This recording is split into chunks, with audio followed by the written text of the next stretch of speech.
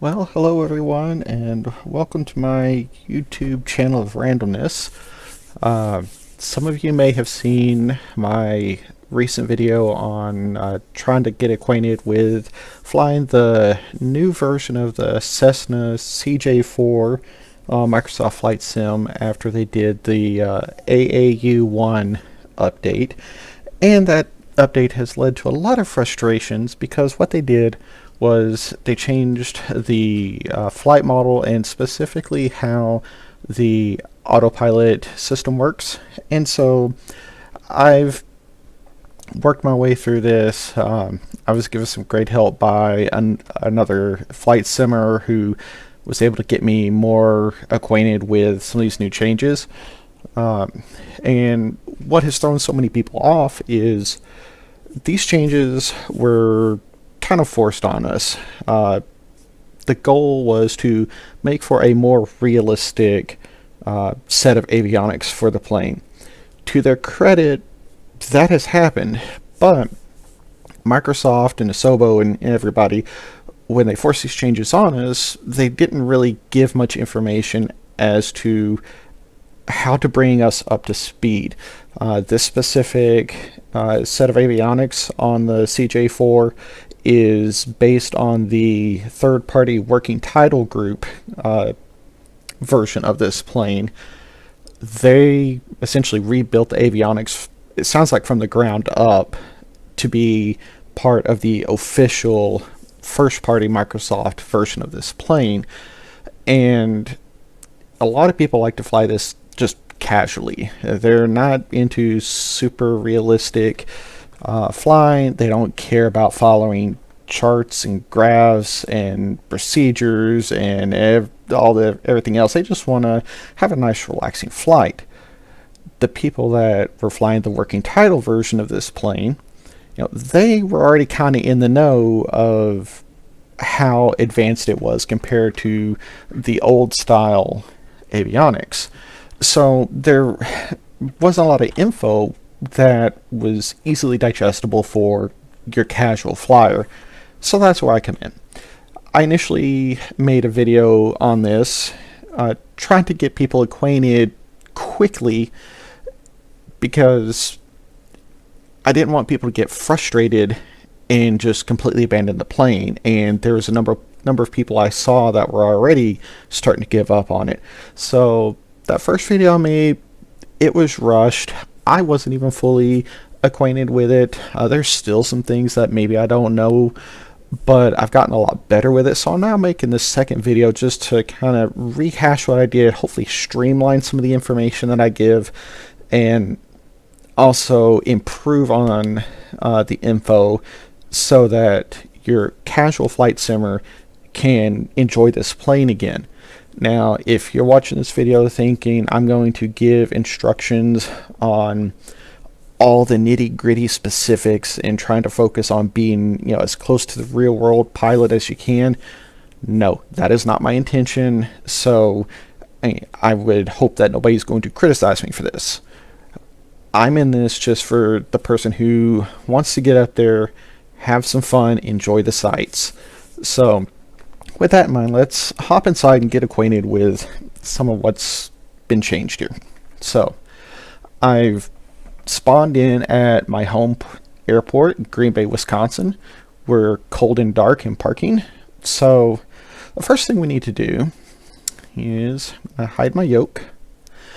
Over on the left side of the cockpit, the first thing I need to do is turn the battery into the on position, and then the avionics switch to the bottom right of that little panel.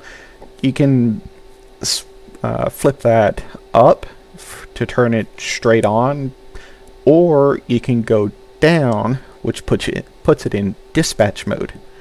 And as you notice, that only fires up this one side of the FMS, and you've only got this one screen on your MFD that is fired up. Basically, it's a power saving mode to mimic the real world operation.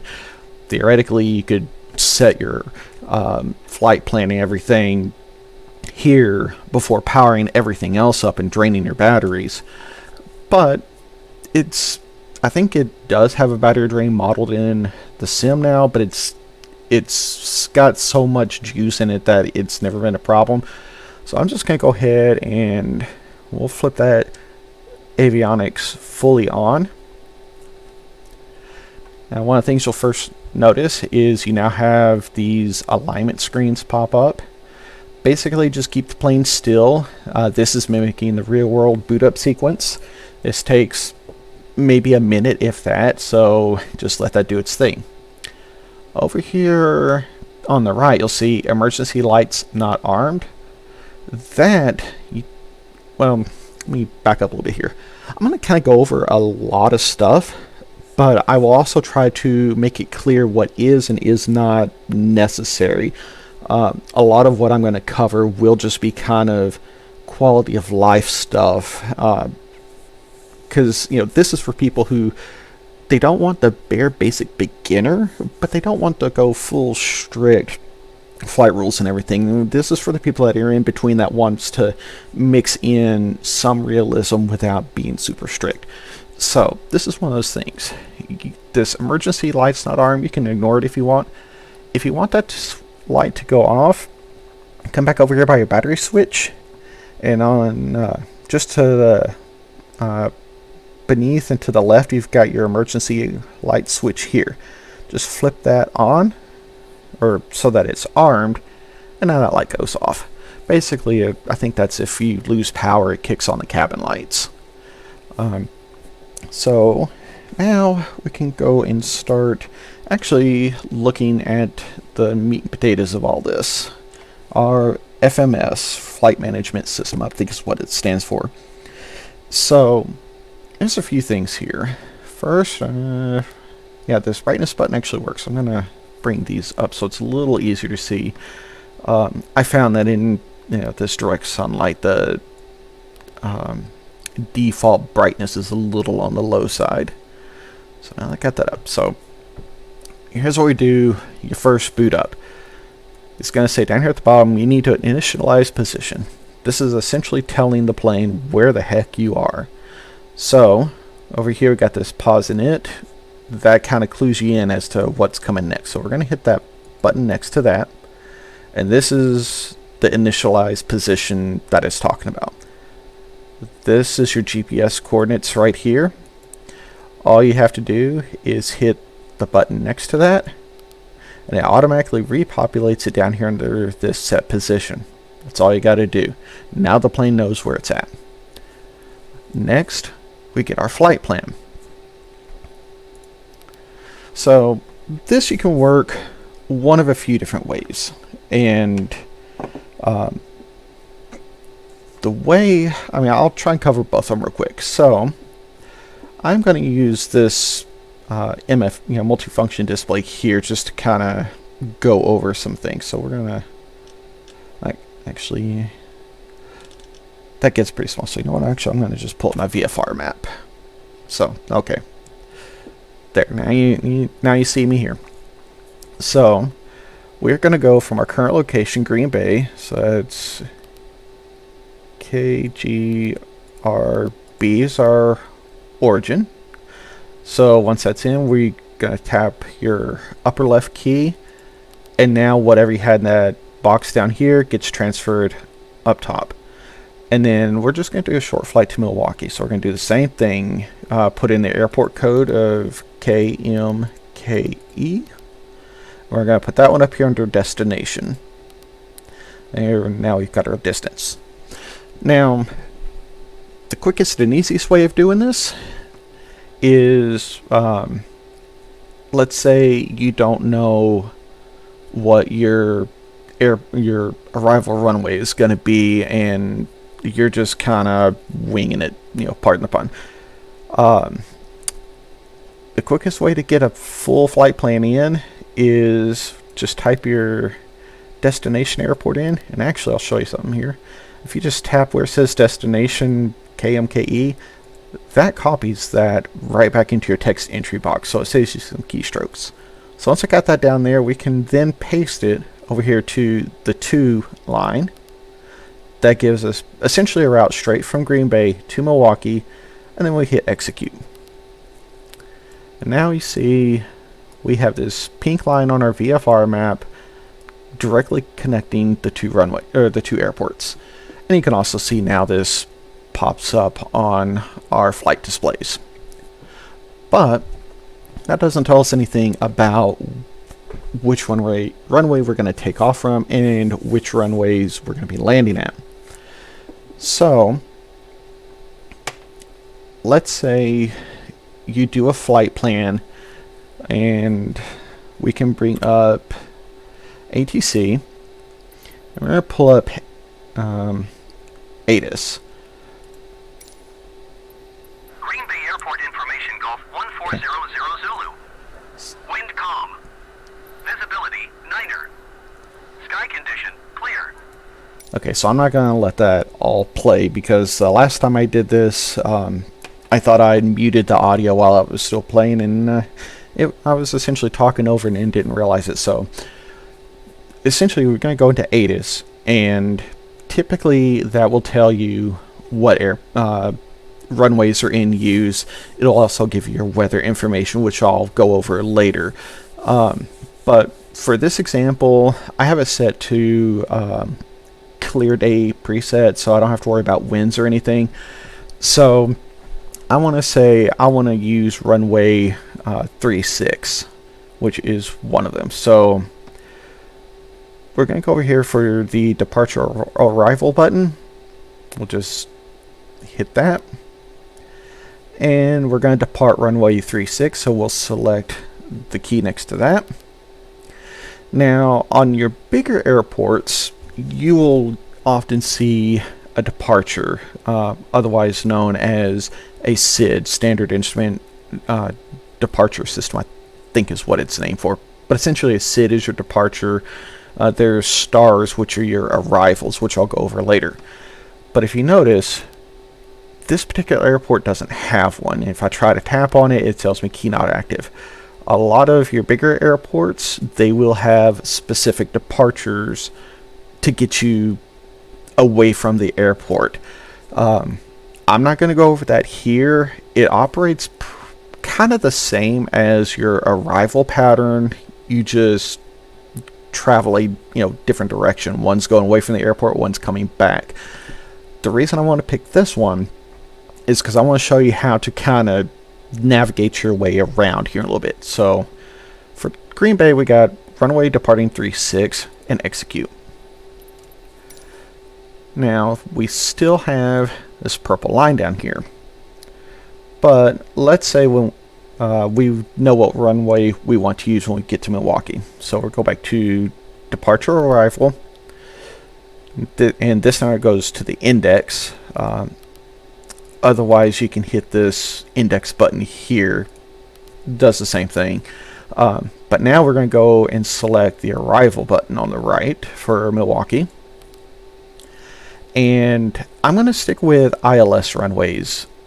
And sometimes you can use these other ones. I mean, they've got a number of different runways here, but the RNAVs and the localizer ones, they don't use your full ILS system. I like to use the ILS because it's just, from my understanding, or rather my skill level, it's easier for me to understand as opposed to trying to figure the other stuff out. So let's say I want to use ILS runway 19. That's essentially going to bring me in from a different direction than where I took off. But so we'll plop that in. And so now it has your star of GoPack 2. You also have these transitions for vectors, or a waypoint called a del. Typically you would do your star first of GoPack 2, or essentially pick whatever is there. Then you have these transition options of lead-in or omega or whatever. So you just hit the execute button. And what just happened on this VFR map? Well, this is your arrival. So essentially, once you get close to your airport, you would hop onto your standard terminal arrival route. That would be, you come in at lead-in and you follow this flight path through all these different waypoints, and each of these waypoints have their own specific speeds and altitudes, but that puts you on the GoPack star arrival. But then you get over here and it says Mansec, and then it's like, where do you go? But you see over here to Dell, okay, well, that's the runway I want to come in for runway 19, but there's nothing there. So this is going to cause what's called a discontinuity. So if you go over to your legs, you'll see we've got a discontinuity up here right at the start. We've got our, here's where we pick up the GoPack star, go through all those waypoints, and we see more discontinuities. So this is one of the things that has been causing people a lot of issues. There are specific, realistic ways of handling these. This discontinuity is a real world feature, I guess you could say, of the FMS in the autopilot system, but there wasn't much info given on how to handle this sort of thing. So this is what I'm going to try and focus on right now. So go back to our arrivals, since we're already down here on the VFR map, just so we can work with it. So this, right there's my zoom. So we don't really need to go all the way down here basically to Chicago to then make a U-turn, come all the way back up, and still have to come in at a weird angle to this runway, because coming in on runway 19, we're going to essentially be coming south-southwest. So why do we want to come up from the south? So since we're playing casual, we don't really care what specific route we're doing. We can actually select the star and, well, press the button next to it, and you see that actually deselects that star and transition for it. So we can hit execute, and now this whole bunch, everything down here that was south of there went away. We're not going to need it, so why have it? But we still have this issue with Adele. Before I address that, there's one other thing that I want to address that has also caused a lot of confusion. If I select, instead of transitioning vectors, I transition Adele, and then hit execute, you'll see now we've got this oval pattern here at Adele. That's a holding pattern location. I'm not exactly familiar with why they have it. Some airports do, some don't. I think it's basically a way for aircraft to come in and just play follow the leader for a little bit until they can get sequenced in to land, because you don't necessarily want a ton of aircraft coming nose to tail down into the runway. So I'm thinking this holding pattern out here is where they can hold aircraft and create the needed space for them to safely land and get off the runway before the next one comes in. But for our uses, we don't need that. So here we'll select Adele. Now it sees it comes back here to vectors, and okay, it has vector screen, but it's actually not active, so we need to select that again. There we go. Now you see this little execute notice popped up at the bottom of the screen. So now we can hit execute, and we've taken that out effectively. Another option you could do, so I'll put that back in for now. So if you go over to legs, you'll see Adele and hold at Adele. So this is a little bit confusing because you have to make sure you're getting the right one. And unfortunately, the way this is set up, it kind of splits the screen. So basically, you have your location, And then like here you've got this, then another leg, then this leg. Then you've got this, waypoint here for Adele. Then you have this discontinuity to location. Then there's this first Adele is that you're holding. Then the second Adele is, at this heading here. So what we need to do is, if you want to just try and delete it from this screen without deleting an entire arrival route, sorry, you can hit the clear delete button here over on the right of the keypad, and you'll see it says delete now at the text entry box, and then you just select the waypoint you want to delete. So now let's see if that actually deleted right. No, I deleted the wrong one. Yeah, that, like I said, I'm still sort of new to this, and this sort of stuff still kind of throws me for a little bit. So let's go back to arrival. We will reselect Adele, execute. Okay, go back to the legs. Okay, so now we're back where we were. Try clear delete again, and this time I will select the second Adele. That should do it. Okay, there we go. Now that was the right one. So part of what I'm showing you here is how to handle whenever you make an oops. So okay, we got that hold pattern out. Now we know once we get here, we're going to go straight in. Otherwise, your aircraft would essentially just hit Adele and just fly in circles, and then you would have to go back over to your FMS, and you could hit like the direct button here, punch in the next waypoint, and then the aircraft would go off and proceed again.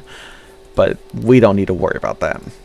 So we still have this issue of getting from Green Bay to Adele.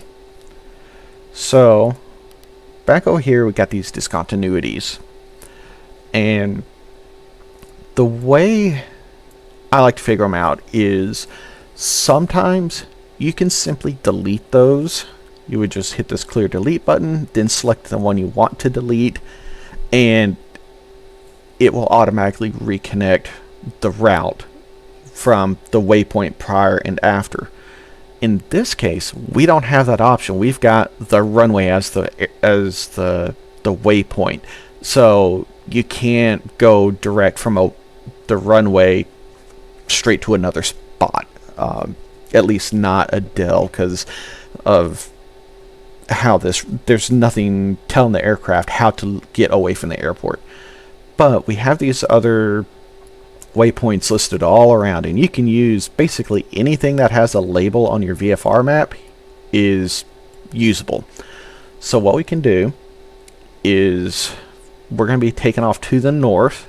Now I'm going to curve around back to the south, making a turn to the east and then south again. So this 8W1 is going to be my first waypoint. So 8W1. So we got it in our entry box here, and then we're going to select this first discontinuity.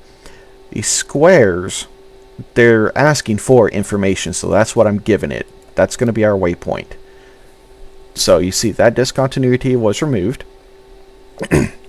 Now you see it does have the option to execute here. Since I know I'm going to have to do something else, I'm going to hold off on that, because I'm going to use 88WI for my next waypoint. 88, and then we'll just select that for the second discontinuity. And then now hit execute, and you see it pulled up my flight plan all the way from Green Bay, and now we're going down all the way. There's Adele, and then runway 19. Now you see down here this kind of teal looking line. That is for a missed approach. if you, for whatever reason, are given a go around or declaring missed or whatever, you can go. Let's see, we're going to need to go to the next page. Oh, maybe not. Yeah, okay, so we got runway 19 and R here.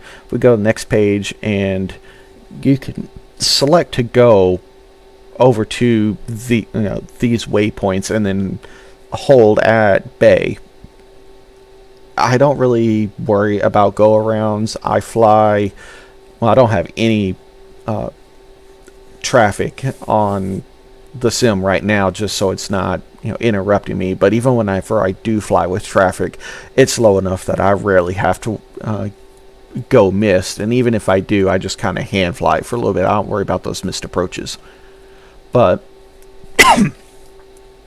one thing you might notice here is this hard right turn, and it's coming from where my plane is, not down here, because I got a taxi to runway 36 and then take off. So basically, when we activated this flight plan, it activated based on where the plane is, not necessarily where we're going to be taking off from. So once we actually get going, this will resolve itself. Let's see what's next to my list of things to talk about here.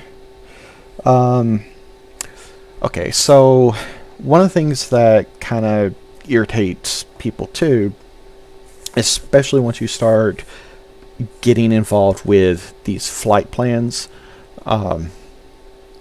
is the air traffic control. The air traffic control in the game kind of works, but also has a lot of hit and miss stuff. And if you're flying an IFR route, where you set specific flight plan, like what we have here, and send that off to the air traffic control to get your clearance, which you can go here, tune clearance, and request IFR clearance. When you do that, the sim is going to create its own flight plan. It won't really care the route you take, but they will start assigning you altitudes. Those altitudes are not going to match real world info. They're not even necessarily going to match what you're going to put in your autopilot. So if you want to fly with ATC, if you're willing to work with them and understand that it's not going to be completely realistic, you can fly whatever altitude you want. It's just once they give you an altitude and you reach it, well, then you'll have to start requesting higher or lower altitudes, which isn't that hard, but it is something that you will have to do, because you might be wanting to fly at 35,000 feet, but ATC only has you flying at 18,000 feet, so then you have to do a couple requests to get you all the way up there. In this case, I am going to fly VFR as far as the sim is concerned. That way I can use the autopilot's system on the plane. Because if you notice, we'll see we got these numbers around here. Well, I'm going to actually back up a little bit into what's going to be appropriate for us. So when we come into Adele, we have this altitude restriction, which says we have to be below, it's the down arrow, or excuse me, we have to descend to 2,900 feet or above.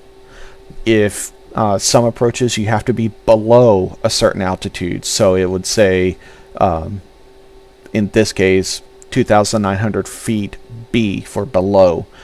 Sometimes you'll have altitude window where you have to be, let's say, between 8,000 and 9,000. That will have its own display. This over here, you can have your glide path. Typically a 3-degree descent is normal. Then also you can have speed restrictions. This particular one doesn't have a speed restriction, but some of them will. So it'll say like you have to go or can't go more than a certain speed, or you can't go, or you can have a speed minimum or speed maximum. That's the words I'm looking for. But in this case, we just have this one altitude restriction. And by flying VFR for ATC, I can actually let the plane do this itself. Some of your departures and arrivals, they'll have 3 or 4 different waypoints here, and each one will have its own set of restrictions. And so when you're letting the plane do it, you can actually watch it, step itself up and down according to your flight plan, which it used to not do. In the past, these didn't even really exist, but now they do, and the VNAV part of autopilot does function. So we're gonna go. Okay, so we have our legs in. Now we need to go over here to performance, and then over here to performance initialization. This is one of those quality of life things. You don't have to do this, but if you do want to put a little bit more realism in, this will do it. So over here we've got basically our empty weight. Then for passenger weight, that is including the pilot plus passengers. So if you have a pilot and 3 passengers, this would actually be the number 4 where the 0 is. And then for weight would be your average weight of each person. So you could say 4 passengers, and then put the slash, and so that's pilot 3 passenger.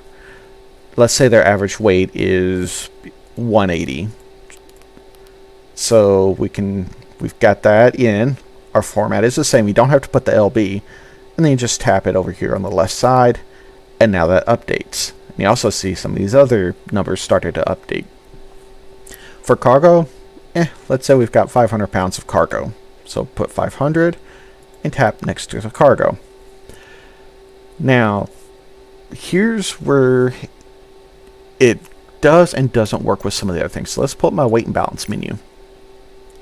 So weight and balance is where you can do fuel and payload. The the passenger and cargo weight that I put into this system, that is just, as far as the sim concerned, it's just numbers. And I'll explain how the FMS uses that in a minute. But the sensed fuel is actually tied in to your weight and balance menu. So right now I'm at 50% fuel. I switched over to pounds because the FMS uses pounds. And you see I'm like 1457 pounds. Basically you double the 2 tanks, and that gives us our full weight here. So if I wanted to actually make it an easier number to demonstrate, so 1500 in each tank, 1500, and hit the enter button to make sure it properly enters it. And now you see the plane senses about 3,000 pounds. It's going to be off a hair here and there, but it's not a huge deal. So here's the differences. What you put in your weight and balance menu, that will actually impact how the plane's flight dynamics work. So when you put it full of fuel and you load it up with passengers, the plane will act in the sim as if it's heavier. If you have minimal fuel and a skinny pilot and that's it, the plane will perform more agile. It can take off in shorter distances. It will act like it's a lighter plane. What it does over here in your FMS is more or less just we'll close that.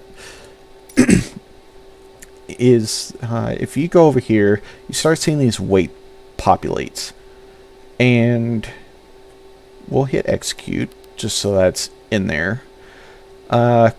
Cruise altitude, I'll do 18,000, and if you're doing above 10,000, instead of writing 18,000, you can do flight level 180, and it'll populate right there. If you only wanted to fly at 2,500 feet, that you would have to do 2500, and you can tap it again, and now you see where it has the altitude changed. So you do have to verify. If you try to do the shortcut, you do have to verify you got it right up here in the cruise altitude. But we'll do 1800 feet, or 18,000, sorry, and execute. And then for takeoff and VNAV, or yeah, takeoff is where we'll see all these numbers come into play. So here for takeoff, we have runway 36, which we put in from our departure, and over on the right we have wind degrees and speed. So if we look at our ATIS info, we'll wait for it to scroll through down here at the bottom.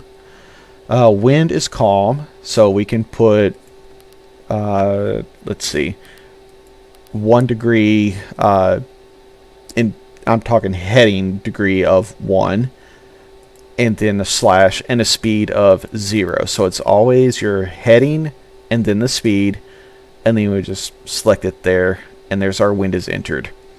And if you notice, this runway wind box has now updated.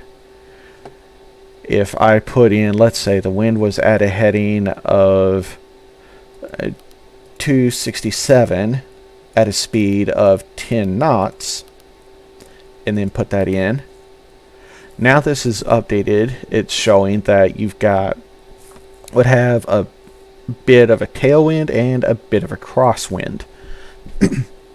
Now this is all so the computer could theoretically tell you more info about what you need. But anyway, so we'll do 1 and 0 again because we have no wind.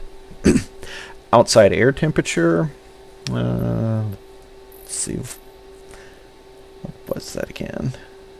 I'm just going to tune ATIS again real quick. Green Bay Airport Information Hotel 1500 okay. Zulu. Okay, temperature.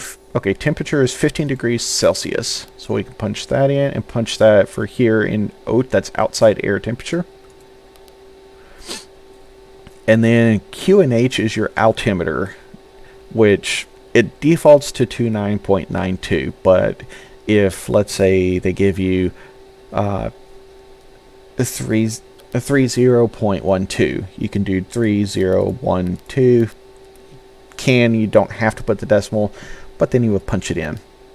But we're 2992. Punch that back in. And you can see where it changes pressure altitude number. That essentially tells the aircraft where you are. The runway slope, you don't have to worry about putting anything in for there. If you know it and you want to put it in, sure, you could. It's a percentage number. And then also, because it knows we're using runway 16, it tells us the runway length is 8,697 foot for this particular runway. We can also select if we want this to be a dry or wet runway. And it's an either or. So we're using a dry runway. So now that all that is filled in, we go to the next screen. And this is where things start coming together for what this computer is doing. Remember, all of this I'm doing right now, you don't have to, but it helps the plane guide itself, and also gives you info to know whether or not you can take off. So here you can select if you want anti-icing off or on. You don't, as far as I understand, this is not modeled in terms of engine performance. Now, there is anti-icing options over here, which you can see in this little area. They do de-ice the plane and prevent ice from building up, so these actually function. This switch is to supposedly, if you have anti-icing on, it reduces engine performance. That aspect is not modeled, because that would mean you would need like a longer runway to be able to take off, that sort of thing. We also have takeoff flaps of either 0 or 15. And again, that's just an alternate. But here's where you can see how things are working. This line is your takeoff weight, gross weight, and maximum takeoff weight. So our current weight is I think that's takeoff weight. I don't know. I'll try to explain it. But basically, this maximum takeoff weight, you can't go over 17,110. As long as your current takeoff weight is below that, you're fine. Below that, you have your takeoff field length and the runway length. So your takeoff length is 2,210 feet is the estimated minimum runway length you need to safely take off. This number tells you how long your current runway selection is, and as long as your runway is longer than your needed field length, you're good to go. Over here we have our speed references. Let's see, I don't remember what these all are exactly. I think, let's see, V1 is basically means you have to take off. Your V2 speed is when you start pulling back on the yoke, and I don't really care about the rest of these because I'm not that in depth in it. Once I'm off the ground, I'm going. But if you watch when you hit the takeoff flaps, if I have flap 0, now my takeoff field length requirement has increased to 2,940, and my reference speeds have increased because with 0 flaps you have less lift. So with flaps 15, now we can take off slower. If I go back to, whoop, I'll be darned. Apparently the battery system is modeled. I honestly did not know that. So let's see if I can fire up an engine here. Nope. But we do have emergency battery. Let's see if I can get that to go. Wow.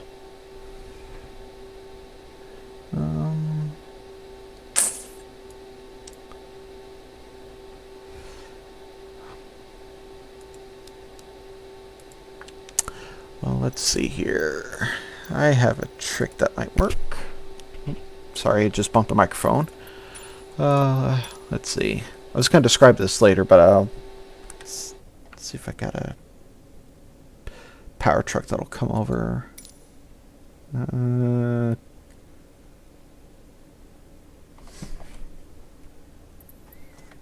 Nope. Well, let's try this.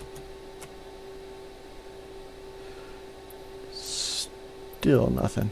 Wow. Okay. Yeah, a lot of times there's I can use a power truck. I'm surprised it has not come over. Yeah, my battery's died. Huh. Okay. Well, give me 1 second and I will have to restart this and recharge my batteries.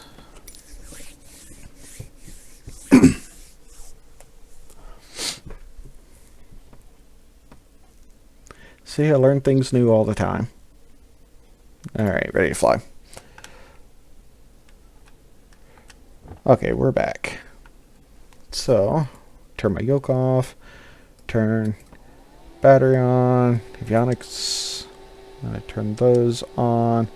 I'm just going to go ahead and fire up one of the engines. So, I wasn't ready to say this, but I'll say it anyways now. So, I'll hit the right button, or the right engine starter, pop up the protective cover, and I try to wait till your engine gets up to about, this number here gets up to about 20%, and then you can hit your right engine run stop button and go and close that cover. Oh, and I'm supposed to turn the beacon light on here. That turns on your red flashing light there.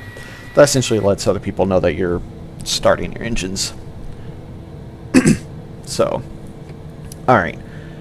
I am going to run through this real quick since I already covered everything.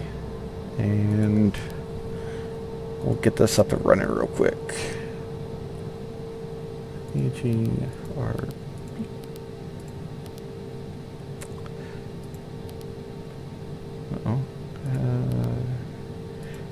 KMKE. And something else too. If you have a flight plan in and then you go back and try to re-enter a new origin, it wipes everything out. It completely starts over from scratch. So it can help because it is a way to kind of reboot if you need to, but it's also can reboot if you don't want it to. So depart runway 36, and let's see, we're coming into 19, and here's Milwaukee. We're doing vectors. Okay, so got a Dell back. And then now I need to go put my legs in.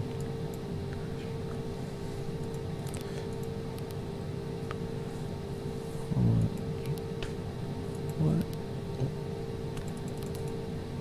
8.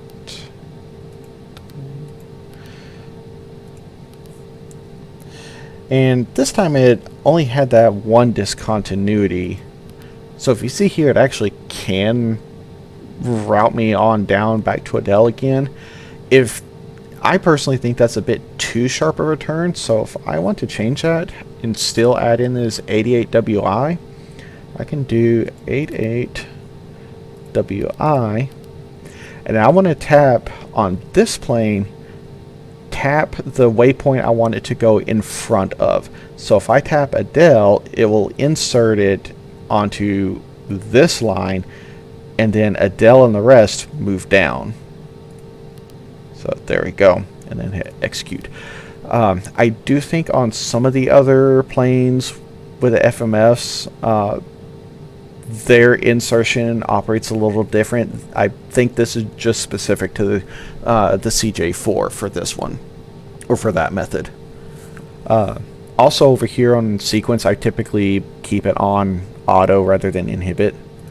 So see, performance.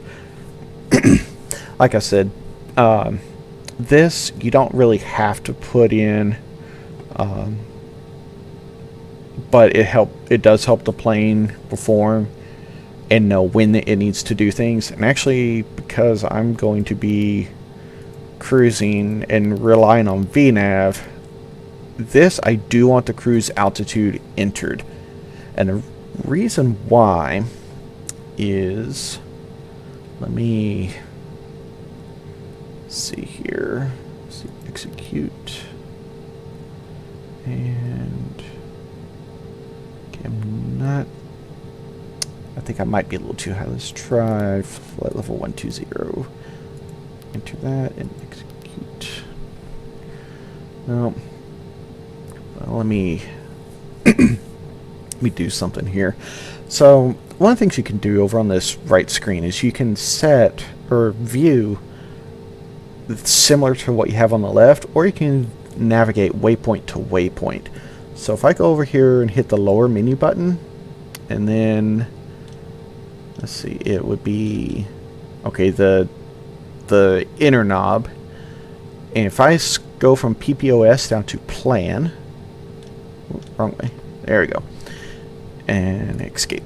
So now you see this map is now oriented north up, but I also have all these waypoints here.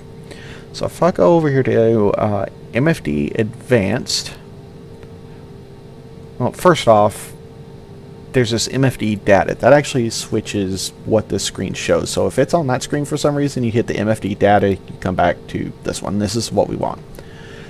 But on MFD Advanced, you can actually select to go from waypoint to waypoint, and it will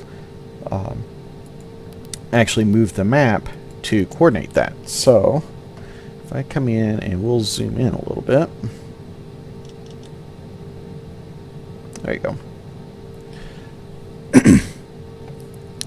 Let's see where. Oh, here I am. So we can go. We can actually see, you know, the different waypoints that I will be hitting.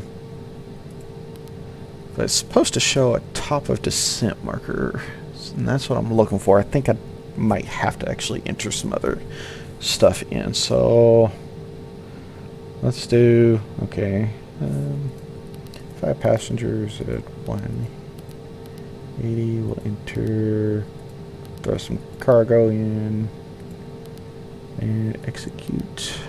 See if that shows it. Once I see what I'm looking for, I'll be able to show you guys. I'm thinking I might be trying to fly too high.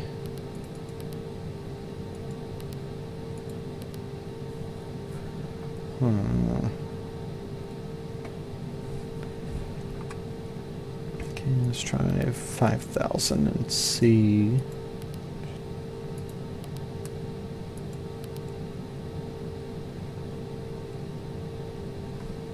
Okay, I'm gonna have to figure this one out. So, oh, VNAV setup, that's what I'm gonna want. So, but I'll get to that next. So, okay, so runway, we've got our wind as 1 at 0. Outside was 15, I think. Alright, so that's good. Alright, next. And, okay. So basically here's where I was. So once we get, you know, back when I was before my battery ran down, this was a screen I was in. I was talking about your VREF speeds. Once you have this set, you can hit the send button. Let's say in progress. And what that does is now you have your VREF speeds at the bottom of your speed tape on your primary flight display. But if you make a change, and let's say, okay, I'm not changing flaps. The numbers have changed on your FMS, but they have not changed up on the primary flight display. So I'm going to hit the send button again, and you'll watch them change on the primary flight display and the FMS. See, there they go. They all changed in order. But I do use flaps, so we're going to set that back and make it correct. Okay, the next page. Again, this is just basically reference weights that you don't really, it's information you don't really need. Like I said, this whole takeoff performance or takeoff references you don't really need. This is just kind of one of those quality of life things that kind of introduce some extra realism without being too terribly complicated. So now we can go back to our performance menu. Now we can go to VNAV setup, and here we've got our target speed. This is your climb, so you will climb ideally at 240 knots or 0.64 Mach. And your transition altitude is where you go from your standard altitude to 2992, which is the US standard altitude. And basically that transition altitude is where that switch from the local to the standard altitude pressure happens. This you typically don't change. Then we can go to the next page.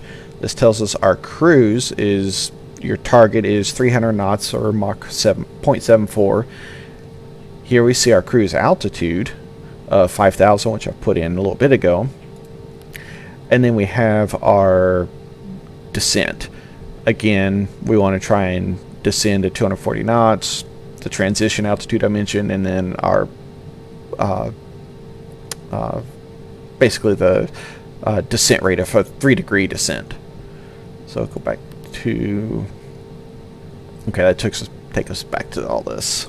So go back to performance initialization. Advisory VNAV is, I just keep that enabled. Fuel management, this is just more info, telling you about like how much fuel you're burning, how much you have left, your ranges. It's not bad to look at, but I mean, it doesn't really tell you. I mean, a casual flyer isn't going to really need to worry too much about that. Go back to performance, and then our approach. Here we have the airport is, for our approach reference for Milwaukee is green, to say that's the one that's highlighted. Runway 19, which we've already selected. We can enter in our weather info here, just like the departure. our runway length, the condition. We go to the next page. We now have our landing weight allowances, and runway lengths and field lengths that are needed. Our landing factor, which I typically leave on 1, but I think that has to do with deteriorating conditions. So like if you have a wet runway that's a little bit slick, you might want to use a higher landing factor, which essentially I think increases the runway length that you would need over here if you had this landing field length filled in. But I typically don't worry about it. One thing you can do is when you get close to your arrival airport, you can pull up ATIS and actually get this info, but I know I have this on the calm preset. So 1 degree at 0, temp is at 15, altitude is the same, dry runway. Okay, so now we go next, and so here we have our landing field length. We need a minimum 2,714 foot runway.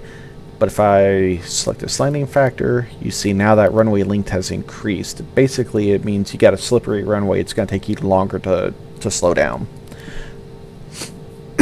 We also now have our VREF speeds for approach. I could go ahead and send those. I don't think those are going to... Yeah, those aren't going to show up here, but once we hit the approach phase, it will. Alright, and then, again, we have our weight limits for approach and landing. So, the one thing I was trying to figure out is why what I was looking for was for when you come to they call it top of descent, which is where your plane is going to start descending to get ready to land, and it typically puts a little green circle in there that marks where that is supposed to happen, and I'll look for that again once we get up in the air. But for now, let's see, performance, make sure I want to cruise up at a higher altitude, so flight level 120 and execute. So we'll zoom that out a little bit.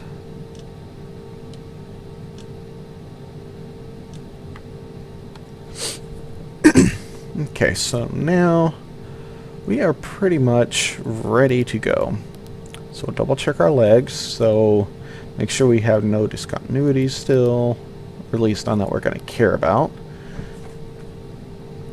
And while we're at it, I'll turn some lights on. Yeah, just because I'm going to pretend I've got people back there. Alright, master caution. Oh yes, I still got my emergency lights are not armed. Okay, took care of that. It also gives us, let's see, we've got this pitot heat and parking brake notices. Those are, let's see, our pitot heat is these two buttons right there, so we'll just turn those on. That goes warning went, or caution rather, whatever, went away. Still tells us about a parking brake, but that's because we have that set. Okay, so let's see, I had my cruise altitude for, I think it was 15,000. Go to VNAV, and so yeah, cruise of 12,000. So what we can go and do is set our altitude for 12,000.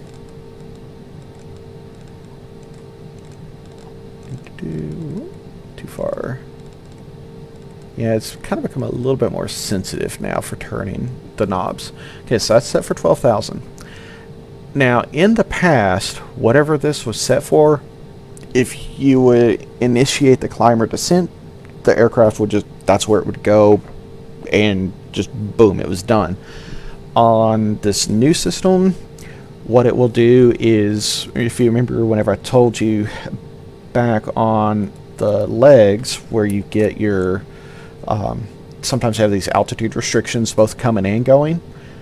What you do is you set what the final altitude is going to be. So let's say I had altitude restrictions for departure, then I would set my altitude for my altitude on the autopilot for my cruise altitude of 12,000.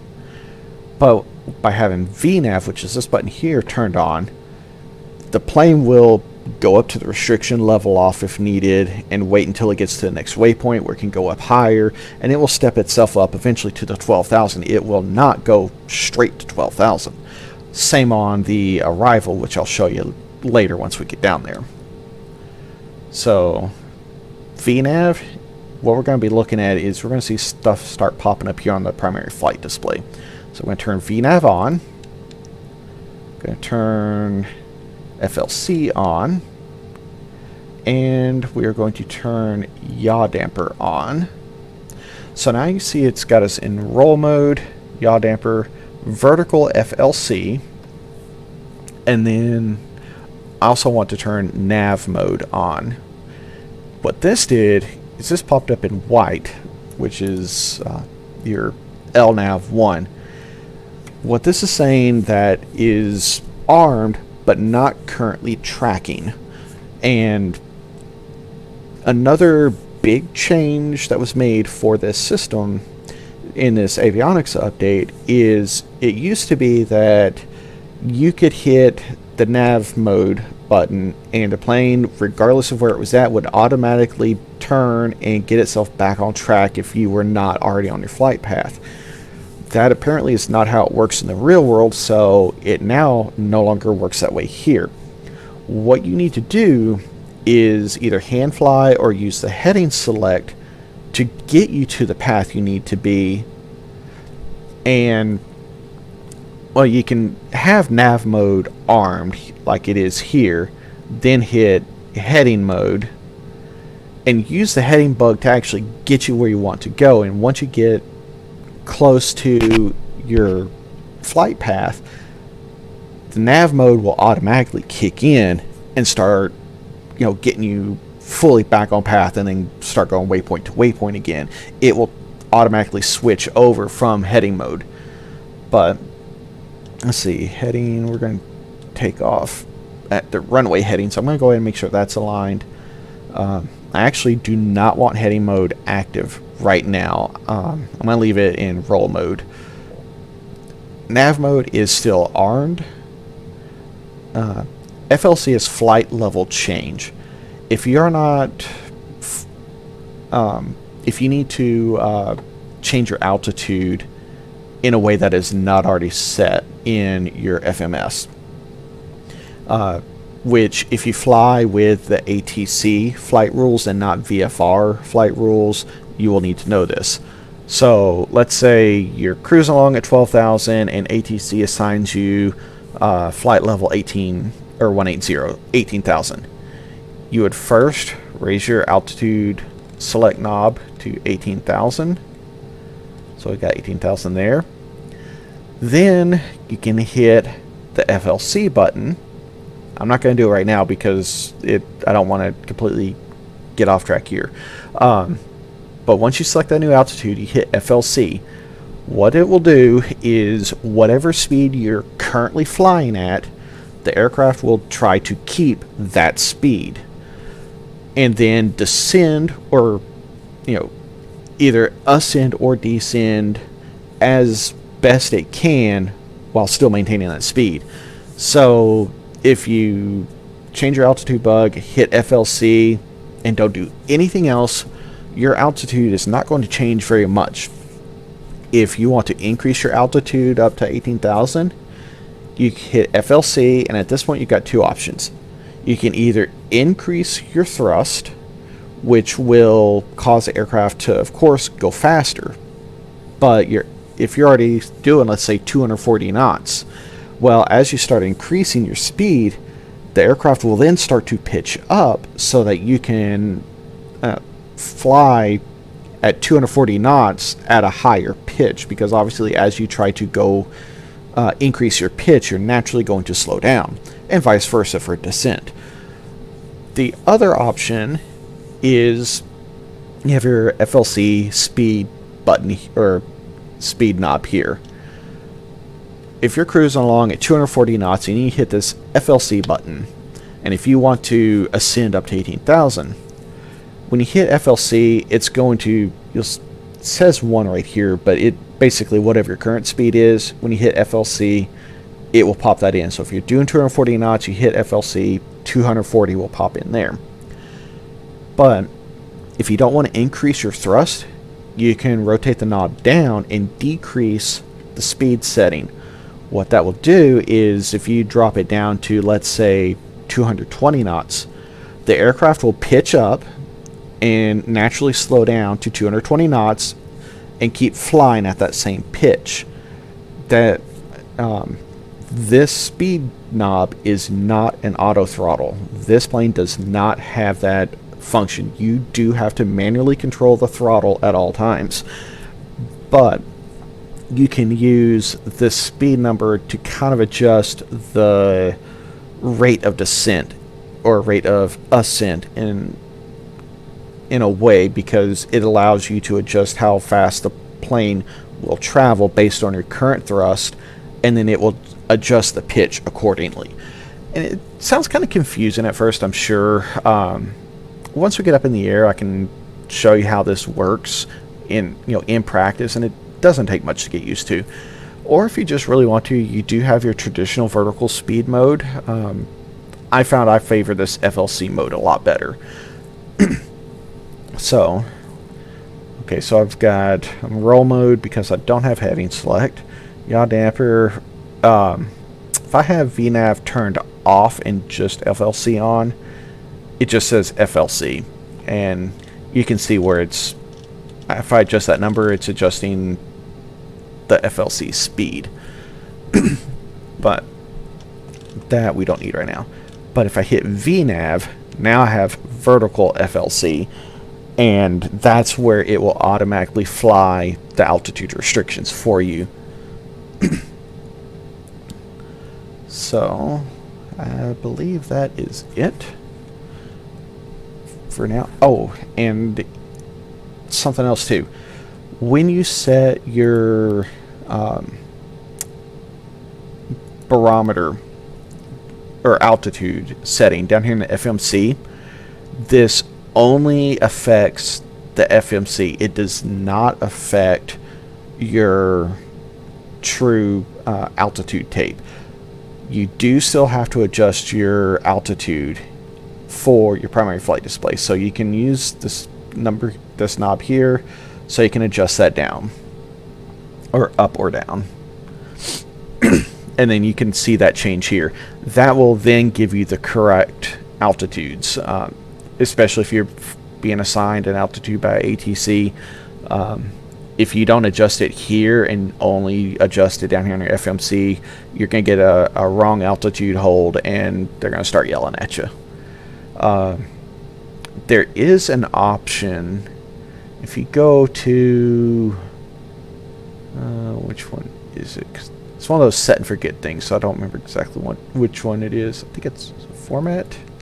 No.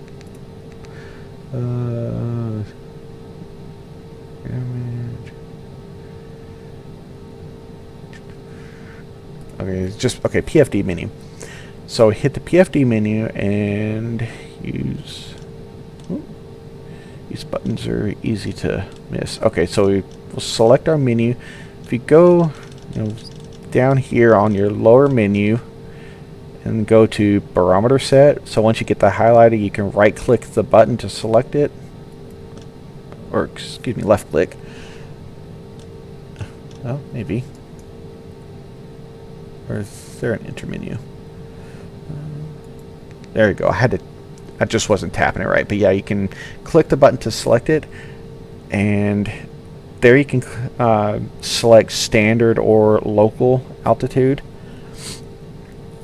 But let's pull the menu back up and scroll back to config and select. So here you can configure your pressure. Do you want it in inches or HPA? HBA is what a lot of other countries use, and that will change it here. So if this is in a weird number and you're not seeing this, your altitude in inches, you just pull up your PFD menu, rotate the outer knob to the config. You can select it, and then just rotate the inner knob, and then you can switch it back and forth as you desire. And then you also have these other options that you can adjust, and the escape button could just pull out of that quicker. So now we are good to go, and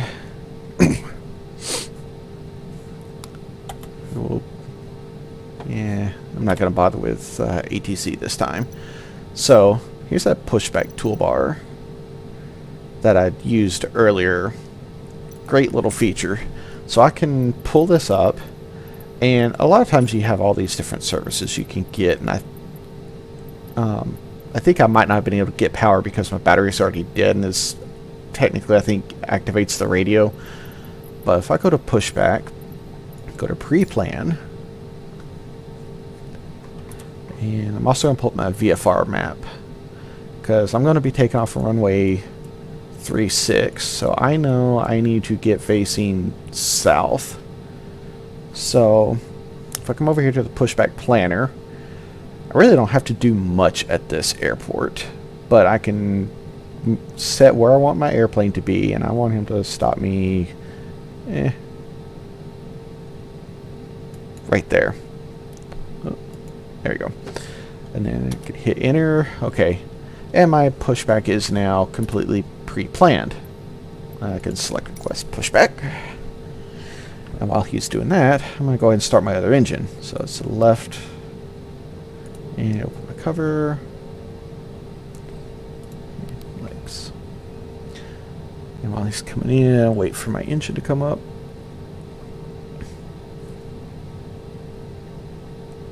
And go ahead and hit run.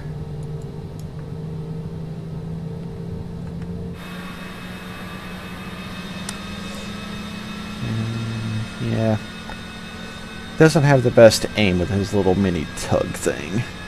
Oh well. He'll pop in here in a second. Oh, there we go. So now I can release parking brake and release the hold, and he'll start moving me. And now I don't have to do really a darn thing until he disconnects, and then I could hit my parking brake again if I wanted.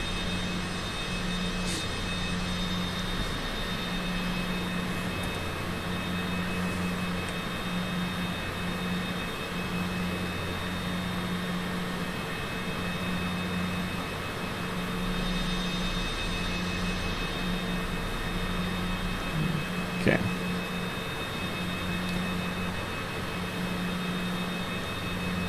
Just wait for him to get out of the way, and then, because I know this is going to be a bit of a long one anyways, I'm just going to fast taxi the heck out of this.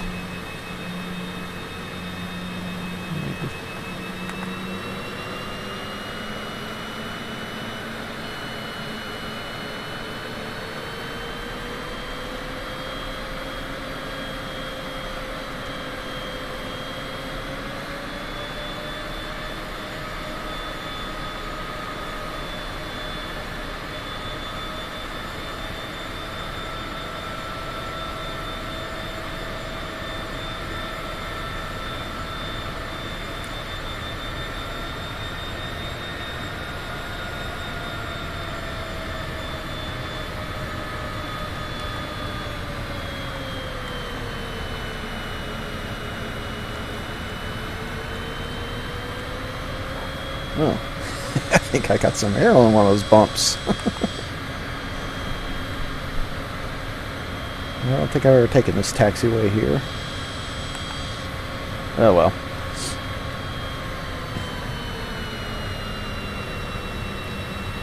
Okay, I know where I'm going now. There's something else too about the VFR map and versus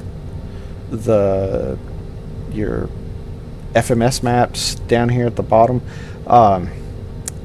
the aircraft will follow the FMS. Every once in a while, you'll get a little bit of a differential between what the VFR map inset shows and what your flight displays show. And the aircraft will tend to follow these flight displays and not necessarily your VFR map. 99.99% of the time, they are going to be identical, but there have been a few cases where they were not. I'll also go ahead and get just to go ahead and get at least some departure going here. 1337 Alpha with India request taxi to the active straight out departure. Cessna November 1337 Alpha taxi 2 and hold short of runway 24 using taxiway Bravo Alpha. Contact tower on 118.7 when ready. Not going to use that. Taxiing hold short runway 24 using taxiway Bravo. Cross runway tree 6 Bravo cross runway 6 Bravo Alpha Cessna tree 7 Alpha. I'm not going to really care about this because I'm just... If there was traffic and I was flying a little bit more realistic, I'd go the other way and I'd set up my flight plan different, but I set it up this way specifically so I could get a little bit of extra variables in there to work through, just to be able to show what was going on. So, okay. Here's the parking brake. Alright, now, I'll show you a couple things here. Up here now we have, this shows our markers in takeoff. The TOs actually do change their abbreviations from takeoff. There's CLB for climb and CRZ for cruise. If you look down on our throttle, we've got idle, we've got our cruise settings here, and you can come all the way up here for your maximum cruise speed. Then if you come up one more detent, you got climb, so as we're climbing out we'll be using this one. And for takeoff you do have full takeoff power, but then once you're up in the air that comes back just to that climb detent. So, and then also for right now I still have my autopilot turned off. I've got my vertical nav armed and on. I still have LNAV armed, but you'll see I'm not quite intersected right, so I'm going to make sure heading is essentially aligned to my current heading, or my heading bug is aligned, and I'm going to now turn that on so that it is going. And I'm going to take off, and once I do, as soon as I get up in the air, I will turn my main autopilot on, and then all of this becomes active. So my VNAV becomes active, my heading will become active, and then everything will start to take over. So, okay, parking brake's still on. So we'll turn that off and go up to takeoff. Oh, need flaps. Forgot my flaps. And now you can see down the bottom those VREF speeds came quick. But I'm up in the air, gear up, autopilot on. Yeah, right. Okay. And now that I've actually gained speed, pull my flaps back, and see, now you see LNAV 1 has already activated, so that's actually armed now, or not armed but active, and it is going to start tracking. We'll see how well this works here. Sometimes it gets a little goofy. And woo! Well, we are going steep. But, okay, so I'm up in the air. I'm still in takeoff mode, so I'm going to back my throttle off. So now I'm in climb. And, okay, so it still wants me to climb at like 6 knots. So I'm going to actually... Okay, there we go. That's better. I just reset my FLC to... But I was only doing 136, so it had me... you know, trying to only maintain that speed. Okay, so, but don't want to climb so steep, so I'm going to increase my FLC speed. I'm not changing my thrust, which you can see over here. I'm still in climb mode, but increasing my flight level control.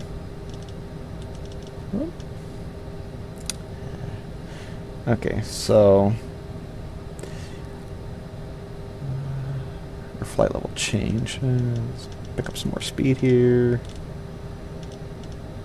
Okay, so now we're up at 240 knots. I still have not changed my thrust, but you see my pitch has come way down, and now I am no longer climbing, you know, I'm no longer rocket ship status. So, but if you look, now my nav mode kicked in almost immediately. It's a little wonky coming out because of that hook. I probably should have just taken off in heading mode and manually flew it for a bit, but it got me on track, and we're going. And see, our waypoint kicked in. Now we're going to our next waypoint.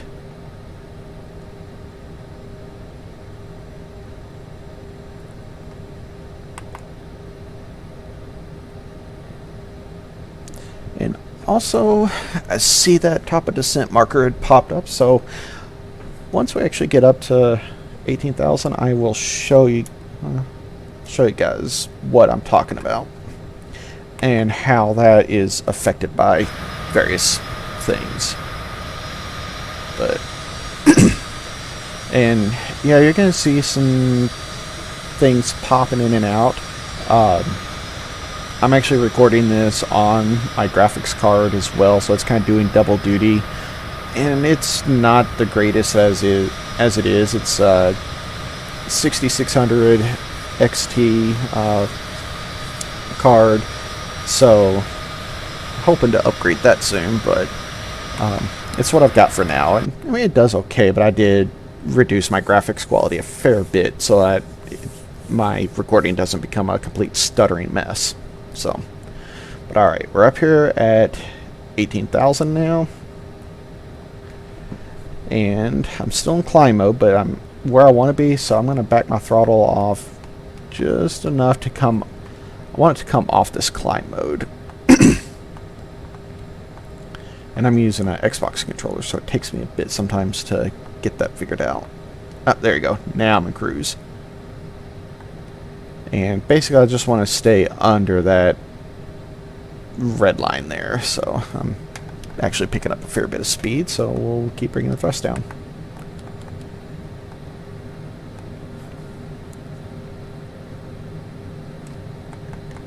Maybe not quite that much. So, okay. And now to zoom out. Not that far. Okay, well, you see right here we have that TOD. That is our top of descent marker. That is where the aircraft would start to descend based on what the cruise altitude is set in the FMC. But remember, performance, VNAV, I am set up for cruise altitude of 12,000, but I'm actually at 18,000 because I had made that change while kind of explaining how some of this stuff worked, and I was showing you the the altitude change selections. So I could do one of two things. I could either drop to 12,000 or I could show you something else. So we can go down to performance initialization, and under cruise altitude, I'm going to set it for my current cruise altitude of flight level 180, 18,000, or yeah, 18,000 feet. So I'm going to select here at the cruise altitude, and then watch what happens with this TOD. Execute. And okay, didn't really do much, but then again, it probably wasn't a big change to begin with at this map range. But essentially what happened is that here, let's try this. I'll redo this for 10,000 feet, and then select it and execute. Huh. Let's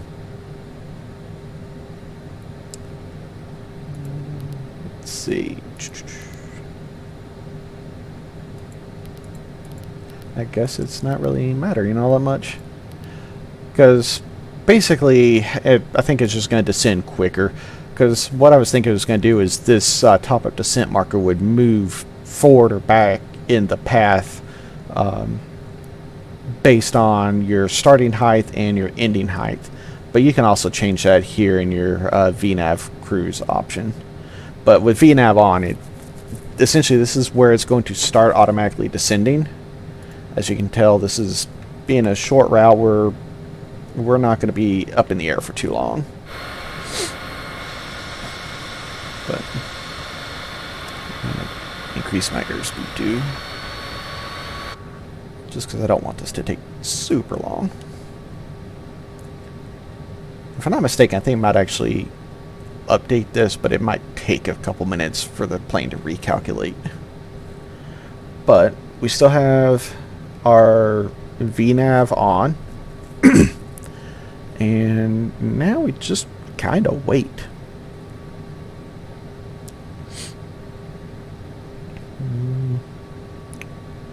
Trying to think if there's anything else that was changed that is pertinent. I don't think so. I mean, some of these knobs are actually functional. If you turn your climate control on, you can actually hear the fan speed up and slow down. Not like I run it much. But yeah, this is pretty much it. And once you've done this a few times, it does get quite easy. But yeah, it's also fairly confusing when you're first getting into it. So, and like I said, I've been working on this now for several weeks, and this is the aircraft I fly normally, so I've got fairly acquainted with it. Oh, and also you see my altitude is flashing there because I'm technically at my transition. So what I could do is let's see. Yeah, just essentially just hit the B button and we're good. Okay, now you see some things popped up like this little glide path bug, but we still have our altitude set at 1800. It needs to be at, if I can zoom in here, it needs to be at 2900 because of that altitude restriction. So I'm going to go ahead and drop that real quick. So, okay. Alright. I also drop my throttle. And now, you see the aircraft is pitched down a little bit. And our VFLC is changed to V path, which means we're now on our descent path. And I didn't have time to show it because once I saw it, I was like, oh no, I had to act really quick. But down here on the FMS screen, down in this text entry box, it actually started flashing check altitude message. And I noticed that, oh yeah, that was referring to this altitude setting. And when I saw that, I was like, oh no, I got to get that changed quick so that I didn't overfly the I didn't overfly my top of descent marker and cause me to be too high. So I was able to take care of that and get the plane to do what it needs to do. And also, if you see this, your altitude thing start flashing, if you have the default key bindings, you can press B to set the altimeter automatically. That'll take care of that. If you just rotate it up and down based on the, from the barometer thing, it was still flashing, and technically you would need to go to the PFD menu, and then let's see, scroll down here to the barometer set, and then you would set your standard or local there, but pressing the B button does the same thing, so you don't have to go through all of that.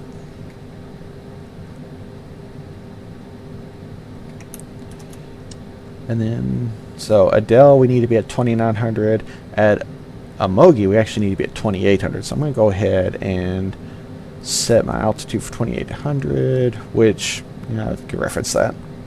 And what you'll see is if I hit 2,900 before Adele, the plane will level off at Adele, or level off before Adele.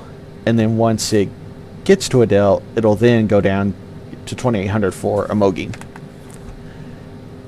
And that's going to take us a little bit. So while we're waiting on that, let's see, I'm going to zoom out so I can, so I can keep an eye on my route there. Something else that was changed, and if you go down here to, let's see, index, most of this stuff we don't really have to worry very much. There is some info, but nothing that a casual user is going to really care for. If we go down here to tuning, you'll notice our comms, if we want to punch in a frequency manually, you can just punch it in, blah, blah, blah, and hit the button there and it'll enter it. But this NAV1, that is your ILS radio. When you're setting up your flight plan, if you are setting up based on a runway that has ILS, this will actually automatically tune itself, and I'll show you. Altitude. Oh. By the way, there is a bug. Sometimes when you pull up the VFR map, it'll tell you altitude. Normally, the altitude call out is when you're within 1,000 feet of your altitude setting, so that it lets you know if you need to start increasing or decreasing thrust to maintain the proper speed. But if you go over here to Milwaukee, so I was talking about this nav radio, we're going into 19 right, so we'll come down here to our ILS frequencies, 19 right, the ILS is, wait, was that going to, wait, I'm going to check this here. It's supposed to be going to 19 right, which is 110.3. Okay, this is odd. So I'll get back to my tuning, because that 110.5,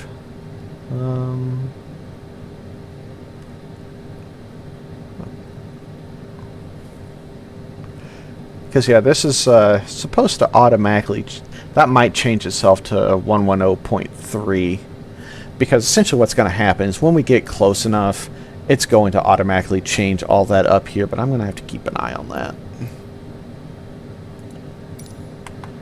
But meanwhile, we can go ahead, see if I go into nearest airport list, and see if Milwaukee is in there yet.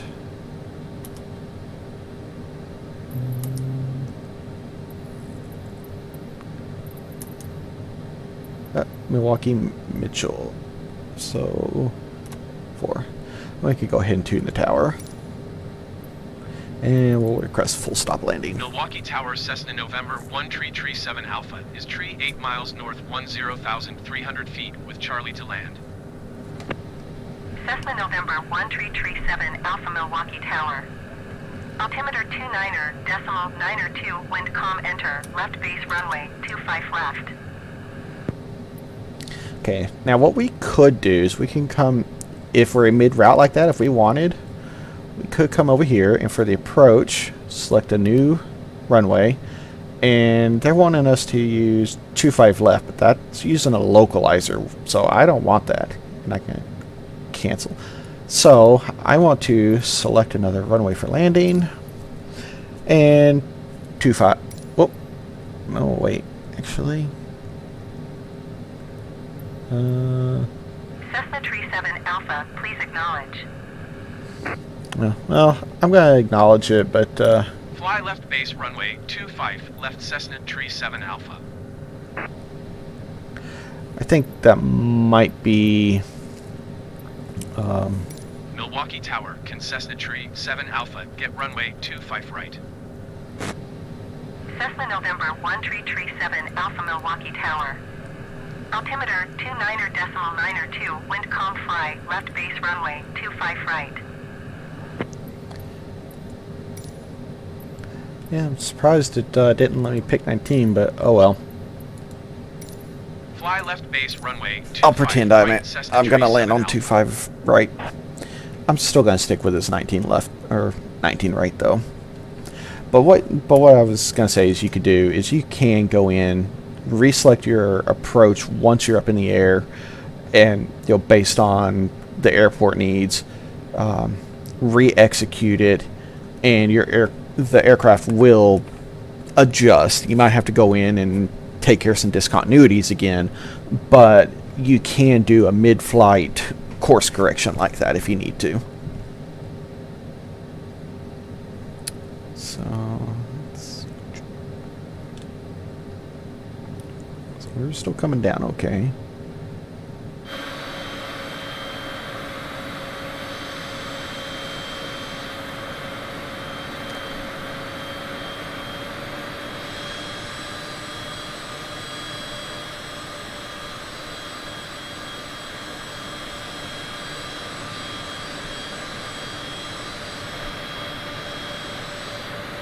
You can kind of start seeing it off in the distance.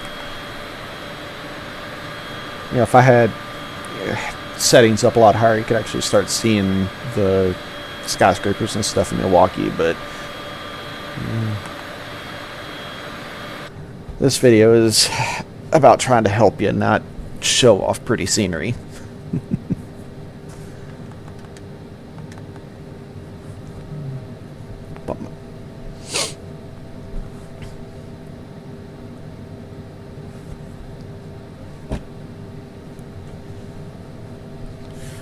If we just hurry up and get there. So we come up to Adele, then Mogi, and this is not going to be anything complicated. It'll be pretty much just a straight shot. And once we get to Adele, then I would hit approach mode, and well, I'll need to make sure I've captured the glide path and the glide slope, and I can get the approach mode set.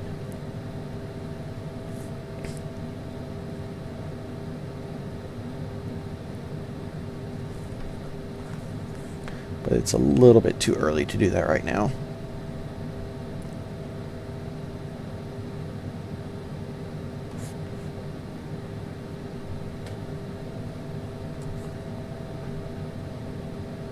And one of the things you can do too is you can also, anytime you hit the execute button on your FMS, it will tell you or give you the option to ask for an IFR clearance, even if it's something as simple as changing an altitude setting or something. So if you wanted to take off VFR with ATC, you can fly an IFR flight plan in the middle of the air. And if you're already in IFR, you can cancel it while you're in the air too. And that only affects how ATC handles you. That doesn't actually change how the sim is or the aircraft is necessarily going to perform.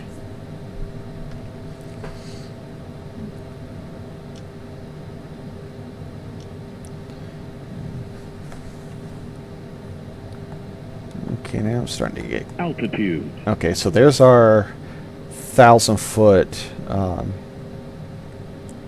Well, yeah, let's see our 1,000-foot notice. So we're going to be hitting this 2,900 is our where we're aiming for Adele. And you can watch too on the FMS. It'll start jumping these things down and clearing them out. So we're going to level off at 2,900, and then actually no, we're just going to keep going down to 2,800. So picked up our next waypoint already.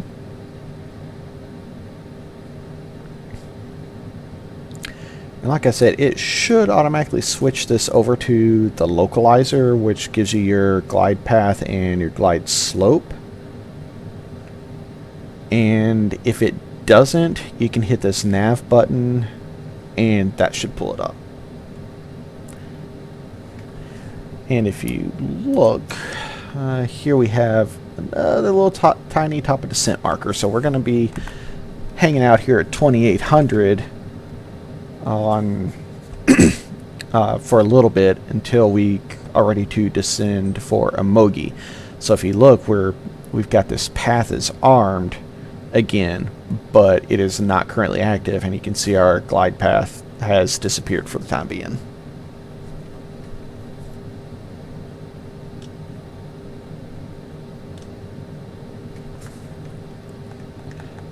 And I'm going to go ahead and slow it down enough, so I'm going to go ahead and throw some flaps out. You do have to kind of watch it. It'll balloon on you. Not so much at flaps 15, but at flaps 30 it'll really balloon. And this aircraft also got real twitchy at low airspeeds. On autopilot, it flies great, but if you're trying to hand fly at slow speeds, yeah, it gets real twitchy.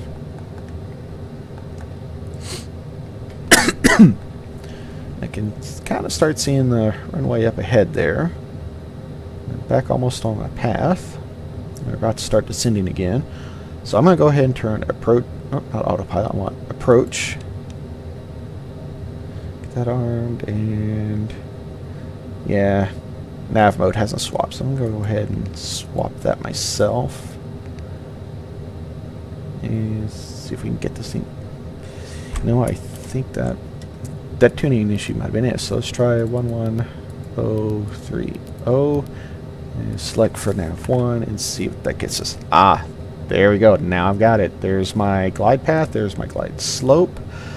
And turn approach mode on. And there we go. And now this thing's just going to fly right to the ground. It doesn't auto land, so right at the end I'll have to turn autopilot off and see how many times I can bounce this thing down the runway. Alpha, wind calm. Clear to land runway 25 right. Yes, I am definitely going to 25 right.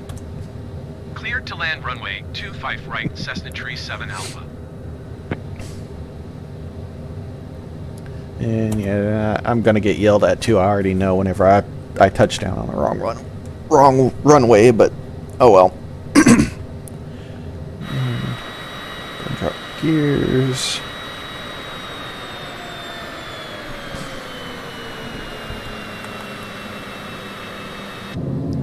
You can also see we now have flaps 15 and flaps 35 speed markers on the speed tape.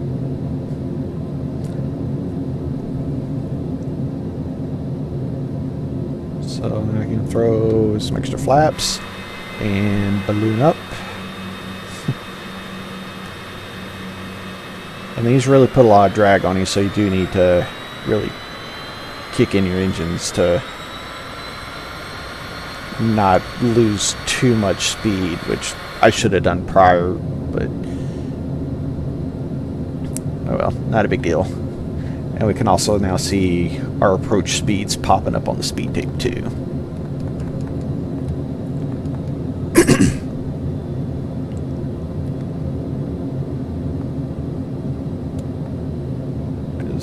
Definitely don't want to land nose wheel first.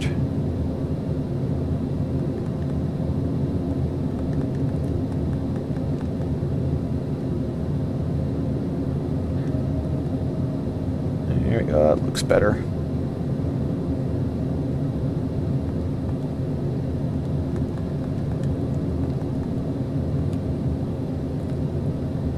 And I know all the other pilots, they like to try and, you know, land via the cockpit, but I find I have better luck if I try to land from outside.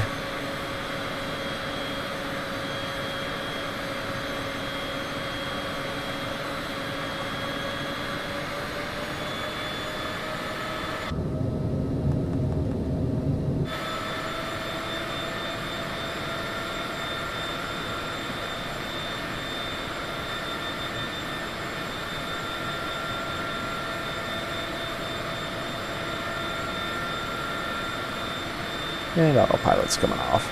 Autopilot. Cessna Tree 7 Alpha contact ground on 121.8. Speed brakes, regular brakes.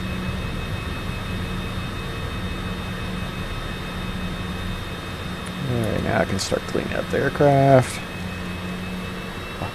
No, that's, to be honest, that was the smoothest landing I've had. I'm surprised I didn't... Cessna Tree 7 Alpha acknowledge last transmission. Yeah. I'm surprised I didn't get yelled at for using the wrong runway, but oh well. So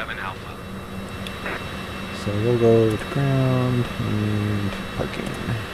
Milwaukee ground, Cessna November 1 Tree 7 Alpha request taxi to parking. Cessna November 1 Tree 7 Alpha taxi to general aviation parking via taxiway cross runway 25 left Bravo, Hotel Golf Echo cross runway 25 right Delta. Alright. Taxiing to general aviation parking via taxiway Papa Bravo, cross runway 25 left Bravo, Hotel Golf Echo cross runway 25 right Delta Cessna Tree 7 Alpha.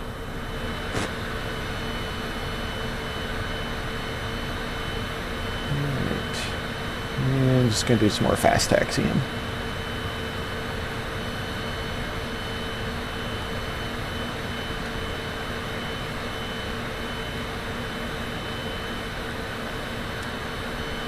Don't worry about those marker lights, just take them out of my paycheck.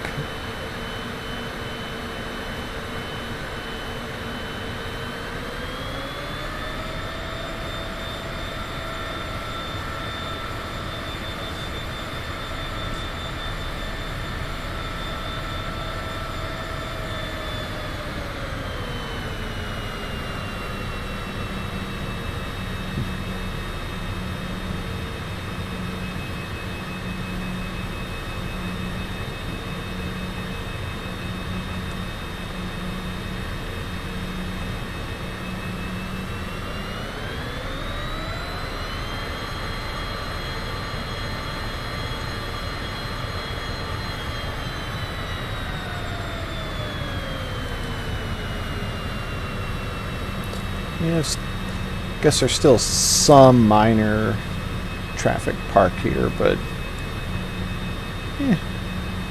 no issues with my recording at least.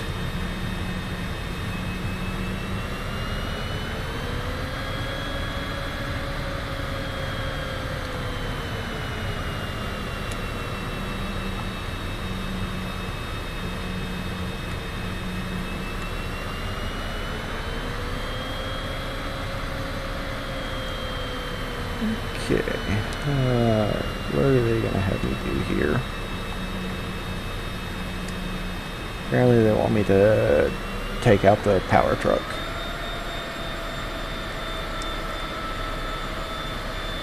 Because reasons, I guess.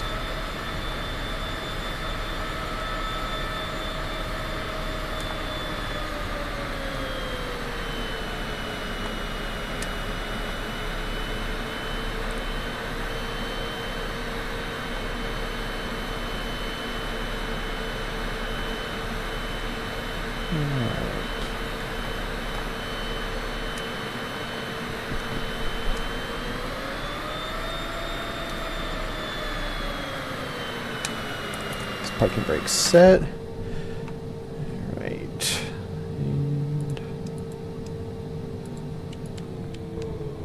Okay, engines off. Lights off. And I can do a magic trick here.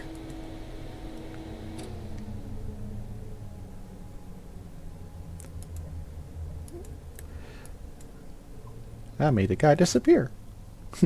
Anyways, well, hope you guys enjoyed the flight. Hope I kept things both knowledgeable and interesting, and hopefully this will help everyone get better acquainted. If you want to do more strict flying, if you want to get into digging into all the charts and graphs and pulling up arrival and departures and basically all the info for the runways, airports that you'll be using and stuff, I'm sure there's other excellent videos out there. Like I said, this was just meant for the casual flyer. They want to get in, they want to put some realism in, they want to make their own flight plan in the actual aircraft computer as opposed from the world map, but they got confused with all these recent changes and just getting frustrated. I'm here to help out those casual users. So but anyways, that's it for now, and like I said, hope you all enjoyed, and happy flying out there.